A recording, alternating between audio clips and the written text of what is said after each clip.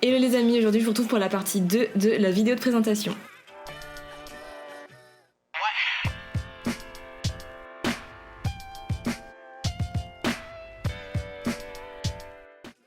Donc je te retrouve pour cette partie 2, mais si tu ne vois pas du tout de quoi je te parle, je t'invite à regarder la première partie de ces deux vidéos en fait sur la vidéo de présentation, donc qui s'affichera juste ici ou juste là. Et donc dans cette première partie, je t'expliquais un petit peu comment j'utilisais cette vidéo, pourquoi c'était intéressant de la faire en fonction de ton entreprise, etc. Mais voilà, je t'invite vraiment à la regarder et aujourd'hui on va attaquer la partie 2. Donc cette partie, ça va être vraiment plus du concret, je vais t'expliquer comment je réaliserai une vidéo, comment est-ce que toi tu peux faire, etc. Les outils, qu'est-ce qu'il faut mettre en place. Mais là, je vais faire un cas pratique, on va dire, et je vais faire une vidéo de présentation pour moi, parce que c'est plus simple qu'autre chose. Et ça va être sur ma vidéo de présentation pour Instagram. Donc là, je vais te proposer un format un petit peu différent. Donc on va partir sur un format carré, puisque je vais mettre ça dans mon feed Instagram, et comme ça, dès que des gens me découvriront, me poseront des questions, je pourrai tout simplement les lier à ce post en leur envoyant le post ou en leur partageant cette vidéo, et ça va être super pratique. Je pourrais repartager ça en story, dans ma story, mes stories à la une, voilà, un peu partout sur Facebook aussi peut-être. Bref, c'est un format carré qui se prête à pas mal de choses. Donc c'est un format de 1 minute maximum par contre pour pouvoir le mettre dans le fil d'actualité, enfin le feed Instagram.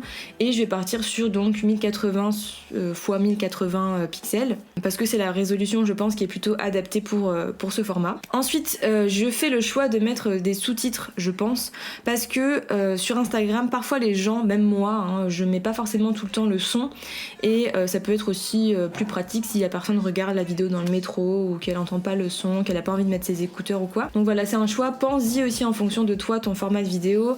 Voilà, réfléchis un petit peu à tout ça. Mais les sous-titres, ça peut être une bonne option si voilà, les gens aussi sont peut-être malentendants ou quoi, ou si tu veux que ça soit plus simple pour les gens qui ne peuvent pas écouter ça en direct. Et je sais pas si t'avais vu cet article, mais je t'en parlais dans un article sur mon blog sur les tendances de 2020, et je te parlais notamment de l'animation et du fait de mélanger les techniques, etc. Et je pense que là, la vidéo de présentation, ça peut être un excellent support si tu maîtrises un petit peu d'autres techniques pour dynamiser ta vidéo, mélanger avec l'illustration peut-être, du graphisme, mettre en avant ton identité visuelle, très très important. Ça peut te permettre de montrer tes compétences. Exemple, tu es coach et tu veux faire une vidéo, voilà, sur ta nouvelle offre, ne pas hésiter à mettre des mots forts, des mots impactants, juste un fond coloré, un mot, peut-être faire des témoignages clients rapides, juste quelques phrases qui apparaissent comme ça d'un coup, c'est hyper dynamique, et jouer avec de l'animation, peut-être un texte qui apparaît d'un coup, qui bouge, qui se transforme. Si tu vends des produits éthiques, bio, naturels, peut-être faire des plans classiques mais intégrer de l'animation, comme ce que je fais un petit peu avec les photos illustrées, mais du coup là des illustrations animées illustrées, des photos animées illustrées animées. Je sais pas, par exemple, t'as ton produit et en fond t'as des plantes qui apparaissent et qui se mélangent, ou du texte moderne qui apparaît, des petits personnages qui s'animent et qui bougent pour créer, ou mettre en avant le produit pour montrer que c'est du travail d'équipe ou que c'est de l'artisanat, du made in France, j'en sais rien. Voilà, il faut essayer d'être créatif. Donc comme je disais, vraiment important, faire ressortir ton identité visuelle. Si t'en as une, si t'en as pas, essaye peut-être d'y réfléchir. Quelle couleur, quelle typographie, quels effets, peut-être un effet vintage, du grain ou pas du grain. Il faut y réfléchir aussi. Il faut aussi garder en tête que ça va être visionné par des clients potentiels, donc vraiment mettre qu'est-ce qu'ils doivent savoir de toi et de ton entreprise pour qu'ils aient vraiment envie de travailler avec toi, parce que c'est des clients qui potentiellement vont faire appel à toi, à tes produits ou à tes services. Donc vraiment, essaye de mettre l'essentiel et essaye de définir un but pour ta vidéo. Est-ce que c'est juste pour te présenter? Est-ce que c'est pour attirer ou fidéliser ton audience que tu as déjà? Est-ce que c'est pour rediriger vers ta page avec tes produits, tes services? Est-ce que c'est pour montrer tes compétences, tes talents, montrer ton produit, tes backstage, lancer une nouvelle offre? Il y a plein de possibilités, mais essaye de définir un truc précis. Moi personnellement, je veux me présenter sur Instagram pour ceux peut-être qui me connaissent pas ou qui savent pas qu'est-ce que je propose comme service. Et après, bien sûr, l'objectif, ça va être de les rediriger vers mes autres réseaux sociaux et notamment mon site où il y a toutes mes offres, et notamment ma nouvelle offre qui est l'offre kit étincelle. Donc c'est un kit pour l'identité visuelle, voilà, qui explique vraiment tout, mais comme ça je peux les rediriger vers mon site web où il y a l'essentiel de ce que je fais. Pour les vidéos, en général, ce que je vais te recommander de faire, c'est de faire un script pour ton pitch, pour ce que tu vas dire, si c'est à l'oral ou même ce que tu vas écrire si c'est que du texte, te faire un script de vraiment l'essentiel et t'entraîner pour voir et te chronométrer pour voir si ton script rentre dans le timing que tu as mis, parce que parfois la voix off, on écrit du texte, on écrit plein de lignes, mais on se rend compte après quand on enregistre que c'est trop long ou c'est trop court aussi, ça peut arriver. Moi souvent c'est trop long parce que j'ai envie de mettre trop de trucs, mais voilà, il faut essayer de mettre le plus important, de condenser. Donc je vais te montrer mon pitch rapidement juste ici pour que tu aies une idée un petit peu du texte que je vais mettre. Et ce que je fais aussi, c'est un storyboard, alors j'appelle ça comme ça, mais c'est un sort de visuel, une planche de visuel qui me permet de voir à quoi va ressembler un petit peu le brouillon de ma vidéo, quel type de plan je vais mettre. Donc là tu vois par exemple, je te mets par petit carré les différents visuels, les différentes étapes, avec petit 1 la présentation rapide, petit 2 etc. Mon parcours, backstory etc. Mais tu peux faire pareil pour ta vidéo de présentation. Prends du temps pour le faire, t'as peut-être l'impression que c'est long, c'est fastidieux etc. Mais c'est important pour la suite pour que tu gagnes du temps et pas que tu te dises bon alors maintenant qu'est-ce que je mets comme plan, est-ce que je commence par ça ou est-ce que je mets ça etc. C'est du temps de gagner, je t'assure. Bon, on se retrouve donc pour la partie concrète et on va passer au montage. Donc j'ai préparé mes petits plans, j'ai un fichier sur mon ordinateur. C'est toujours les ambulances qui passent un moment dans mon quartier, désolée. Bon, donc je disais, j'ai un petit fichier avec les plans que je compte utiliser et je vais sûrement en recycler de mon ancienne vidéo de présentation. Mais l'objectif, ça va être de se préparer des petits fichiers avec les plans, avoir toujours son storyboard sur les yeux. Ensuite, on préparera aussi la voix off. Et pour ça, j'ai mon petit micro sur lequel vous m'entendez pour enregistrer la voix off et après on va passer au montage. Donc là j'utilise Final Cut Pro parce que c'est mon logiciel de montage habituel, mais vous avez plusieurs alternatives. Je vous les mettrai juste ici parce que je sais qu'il y en a plusieurs pour ordinateur et il y en a même pour iPad ou pour sur téléphone. Sur téléphone je vous recommande peut-être InShot, mais c'est vraiment pour des vidéos assez basiques, simples et courtes. Mais voilà, je vous mets ici des idées de logiciels à télécharger pour monter vous-même vos vidéos pour les débutants qui sont pas experts, parce que c'est vrai que Final Cut c'est un petit peu plus complexe et on peut faire des vidéos très très cool, mais là on va faire simple. Donc c'est parti. Donc déjà ce qu'on va faire c'est qu'on va ouvrir Final Cut Pro, n'est-ce pas? Donc bon là c'est la vidéo que vous êtes en train de regarder, donc on va faire un nouveau dossier, un nouveau projet. Donc on va l'appeler vidéo presse Instagram. Je ne sais pas écrire. Format 1080 et là le problème c'est ça, on va régler après. Tout ça c'est bon. On va mettre, hop, qu'est-ce qu'on va mettre en premier? La vidéo, tac, ça, comme ceci. Et du coup on va venir dans propriété du projet. Là on va aller dans modifier et du coup normalement je peux faire personnaliser et nous allons faire 1080, hop, ok, c'est un format carré. Là notre visuel, on va le rendre à la bonne taille.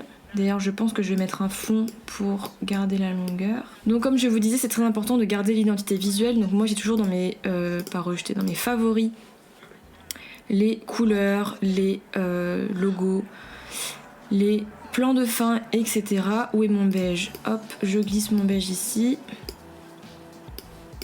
Donc là, c'était ma petite vidéo d'intro. Hello toi, si tu ne me connais pas, je m'appelle Swan, je suis graphiste illustratrice en freelance et bienvenue sur mon compte Instagram. Hop, ça on garde. Bon, je vais pas tout vous montrer, je vais vous garder un petit peu de suspense pour la fin. Mais ce qu'on va faire, c'est vraiment venir monter plan par plan ce qu'on a prévu sur notre storyboard. Donc en l'occurrence, qui est juste ici, donc là c'est la présentation. Parcours rapide, donc là par rapport à ma voix off qui ne veut plus s'afficher. Hop, ma voix off, donc parcours, et là j'ai mis ce que je voulais dire. Et il faut que je mette un plan qui corresponde. Donc on fait bien étape par étape, donc ça c'était 1. Ensuite on va venir ajouter le plan que j'ai prévu pour le 2 qui est celui-ci. Hop, on le glisse. Et on va devoir l'adapter, n'est-ce pas?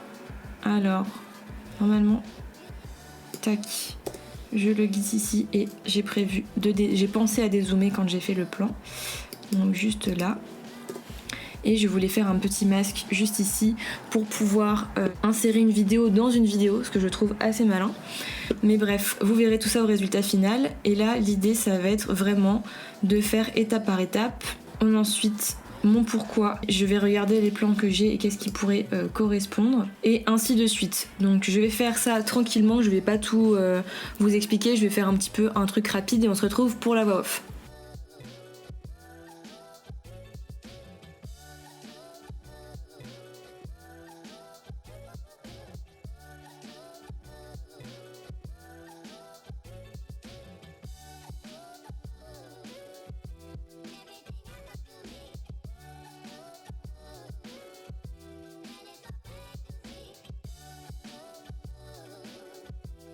Bon, je pense qu'on a bien avancé, ça dépasse 1 minute, mais je pense que le fait de rajouter la voix off va beaucoup m'aider à mettre en place tout ça.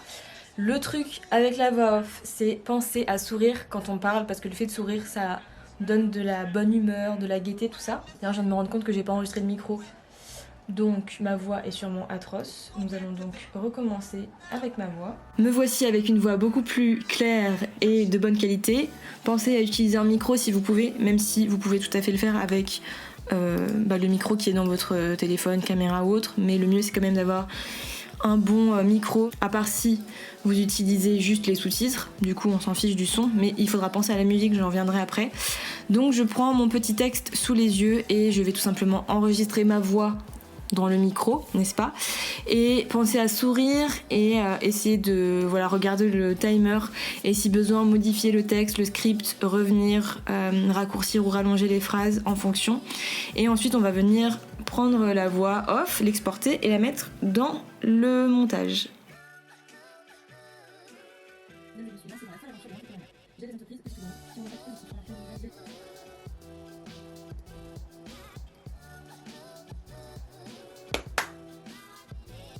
Le partage et l'échange, c'est la base, que ce soit avec mon audience dans mon processus. Le partage et l'échange, c'est la base, que ce soit avec mon audience ou dans mon processus de création. Bon, vous ne l'aurez sûrement pas vu, mais j'ai fait plusieurs fois des enregistrements parce que c'est jamais bon du premier coup. Mais voilà, je recommence plusieurs fois pour avoir la bonne voix, la bonne intonation, et ensuite je refais des petits micmacs pendant le montage.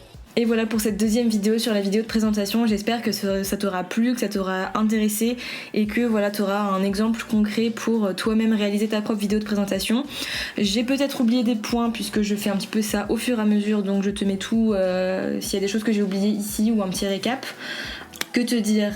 J'espère que tu vas toi aussi faire une vidéo de présentation et que tu pourras comme ça plus facilement, comme je t'ai dit avant, prospecter, présenter ton entreprise, amener les clients à toi, etc. Si tu ne te sens pas de le faire toute seule, n'hésite pas à faire appel à moi ou à un autre professionnel pour t'aider si tu veux aller plus loin, si tu veux faire des choses plus complexes. Par contre, si tu te sens de faire des choses assez simples et que tu peux filmer toi-même et faire le montage sur les logiciels que je t'aurais mis précédemment, n'hésite pas, c'est vraiment un atout majeur. Je t'invite à regarder mes réseaux sociaux avant de te dire au revoir. Je te mets tous les liens ici, n'hésite pas à partager ces 2 petites vidéos autour de toi si ça peut intéresser des gens. Voilà, regardez ce que je fais sur Instagram. D'ailleurs, pour voir le résultat final de cette petite vidéo, abonne-toi à mon Instagram, je la partagerai sûrement dans la semaine. Et comme d'habitude, je te souhaite une très belle semaine et je te dis à dimanche prochain. Salut!